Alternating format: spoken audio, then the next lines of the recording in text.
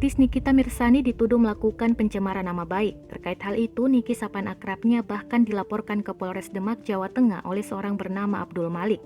Abdul merasa ibu tiga anak itu mencemarkan nama baiknya di media sosial. Didampingi tim kuasa hukumnya, Alexander, Abdul Malik menceritakan awal kasus itu terjadi. Beberapa waktu yang lalu, Abdul Malik berada di kediamannya di Demak. Tiba-tiba temannya memberitahukan kepadanya bahwa fotonya diunggah oleh akun Instagram diduga milik Nikita Mirzani. Kemudian, Malik mengakui menerima DM dari akun Instagram wanita yang akrab disapa Niki itu. Isi pesan dalam DM diakui Malik berupa dugaan ancaman dan cacian. Alexander menyebutkan isi DM dari akun Instagram wanita 35 tahun itu membuat Malik sangat kaget sebab tuduhan, cacian dan ancaman dari akun Niki sangatlah tidak pernah dilakukan Malik. Hal yang paling dirasa mengganggu Malik menurut Alexander adalah janda dipolatif itu mengunggah foto Malik dan disertakan akun pribadi Malik.